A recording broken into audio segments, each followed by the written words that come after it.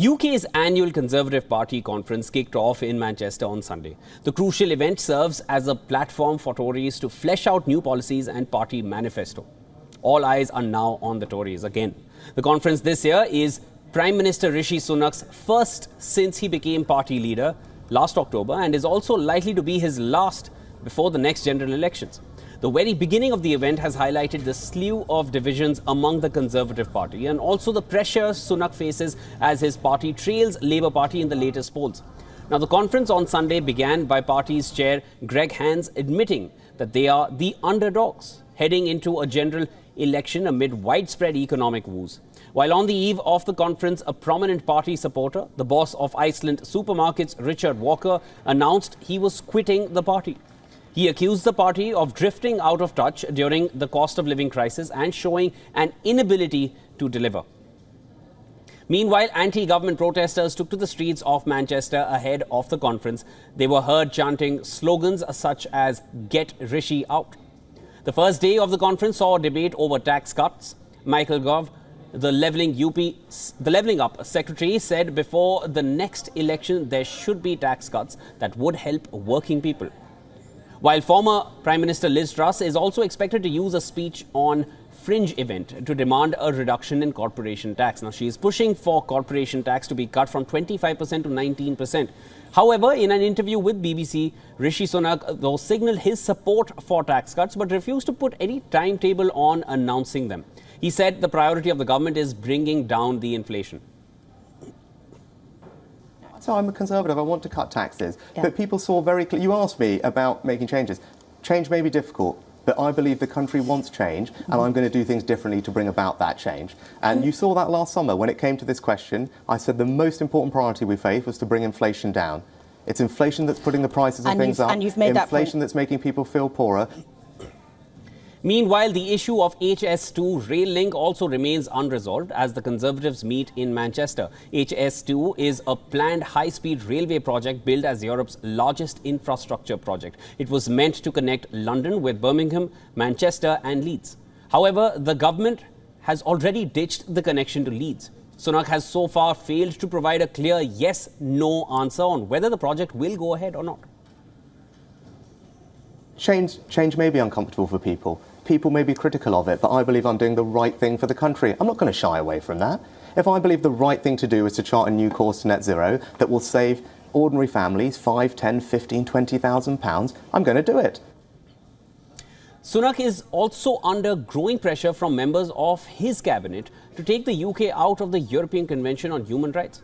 Many Tories blame UK's inclusion in the forum or preventing the government from deporting asylum seekers to Rwanda. Home Secretary Suella Braverman is a long-time advocate of leaving the convention. However, moderates challenge this decision. Among other issues, Sunak also faces calls to ban gender ideology from being taught in schools. All right, for more on this, we are now joined by Jonathan Liss from London. He is the Deputy Director of think tank British Influence and he's a journalist as well. Welcome to the broadcaster. Hello. Jonathan, let's start right off with, the party chair admitting that the Conservatives are the underdogs. It's a big statement. Key party members are quitting. Anti-government protests are going on as well. Now, from the outside, it does not really look like anything is going in the favour of the Conservatives. Do you feel they can do anything at this moment in this conference to salvage their position leading up to the elections? Well, they're going to throw everything at it. Rishi Sunak has completely changed his strategy for the first sort of 10 months of his premiership from last October.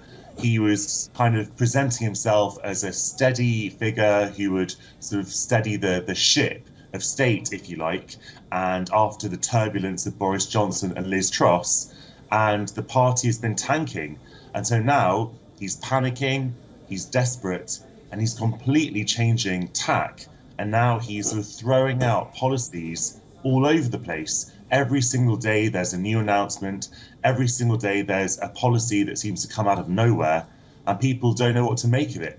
But it feels like desperation because that's what it is. And I don't see how any of it is going to change the course of the polls. Fundamentally, the economy is in a bad way. people are feeling very, very hard at the moment in the cost of living, in their wages. Nothing in Britain feels like it's working. These are the fundamental problems. And while those problems are ongoing, Rishi Sunak doesn't really stand a chance. Well, that's a sentiment which is being widely echoed around the UK, that he does not stand a chance, though he's signalled his support for tax cuts, but again refused to put any timetable on announcing them. Then there's the HS2 project, again, not a clear yes or no answer. He said the priority of the government is to bring down the inflation. Can we expect any announcement on this from him? Because these are things which are sure to appease the audiences or, the citizens over there. But anything big that he can do at this moment to salvage his situation?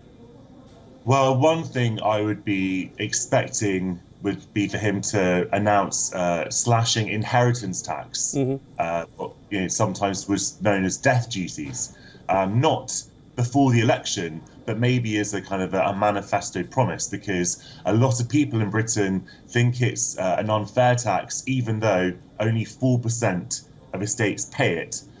So that might be something that he would try and pull out of the bag, but I don't think it would be very successful because people have other priorities at the moment. As for HS2, the high-speed rail link, the Conservatives are meeting in Manchester, and High Speed 2 is meant to be the key way of connecting London with Manchester with the high-speed rail links that exist in many countries around the world, but only a tiny, tiny little bit in Britain. And so it just makes no sense for him to be going up to Manchester and sort of making an announcement that the Manchester rail link is going to be scrapped or avoiding comment on it. So this is why Rishi Sunak just isn't very good at politics, first and foremost. Now, Jonathan, if he were to just look forward from here, if not Rishi Sunak, if not the Tories, given the situation that the opposition comes in, what is next in terms of all these policies? Do we see them rolling out if this current government is ousted?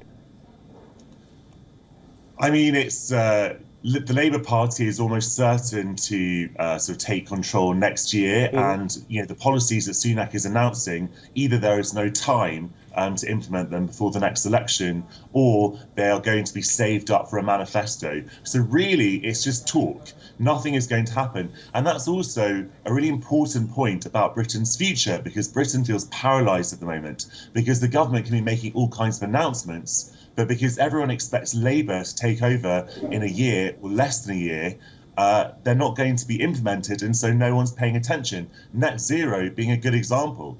Rishi Sunak announced that the ban on diesel and petrol cars will be extended to 2035, but Labour is saying, no, we're going to keep them at 2030. And so a lot of businesses will be keeping the 2030 target because they expect Labour to win. Well, given what we saw just months ago, or barely a year ago, let's see how it pans out, because clearly Rishi Sunak, as per your statements that we've just heard and the general sentiment that we're seeing, I think he is on his way out. But of course, you never know until the results are finally out. We'll definitely keep everyone abreast of all that's happening in the UK. Thank you so much, Jonathan Liz, for joining in on the broadcast and sharing your insights on this. Thanks.